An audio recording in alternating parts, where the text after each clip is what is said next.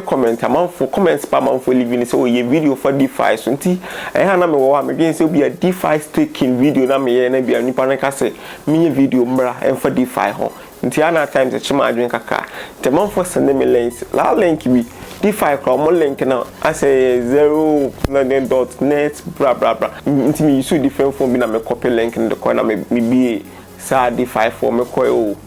mo website ni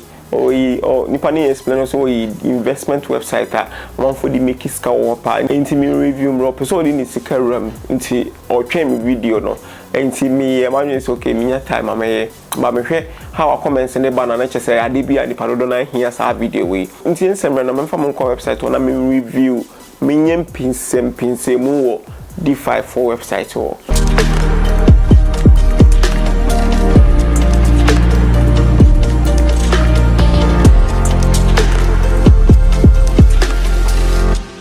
Oba say I'll say DeFi, I'll say DFI. I mean DFI tax, but the part of that kind of DeFi cause Ghana here voice to call it DeFi be and so DFI. Okay, that's how name it DFI. At the back come in one say the boom phone number no one mind verification be any bibiana. Okay, na me call it. Until me login na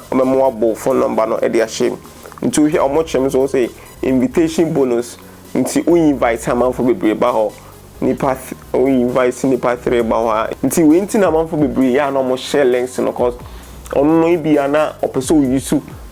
amanfo invite o cha amanfo ba no so nyeska sa website say no say ni next for no o tire pa and at the same time so no website na be ba e man wo di sika to na agency scam ni na ponzi no o mo twen bia be 3 months 4 months adase bi wa etimiche cause nipa na omo ba no omo reach omo target bi omo ya emergency okay sisi ni hia be 10 billion na be old currency na make be 12 billion yen says kana awi cause ebi nipa be 4 bi na insashe ke ebe ji cool amount na so opebens okay opebens so omo ya omo budget awinti skana bo ano quick na no moko nti eba mo na wa obe hu no ntem no odu sika to a unya profit na watwe ne bia mpacho enye advice bi na me de ma wo ponzi dey ade bi enye so odu sika ye ba me chese in case of say bia esi na uya na watwe sika na wakopɛ different website bia e bia omo ba ya omo nche odu sika to na watwe sika na watwe mpacho ya tia say okay enti sana ya na tie sana minim say the padodo na ye ba me dey ponzi dey mintu bia fo say ponzi dey so this cause omitnya ko anytime mitima baze dey no mo buy na odu sika to na sa dey na no mo ko dey no mo buy 3 days nipa invest one no mo disika na ko nteni dey wo bia nim da mo beko nti we no mo chese invitation bonus nti me bo confirm okay omo se me copy invite na me share ma man for me ready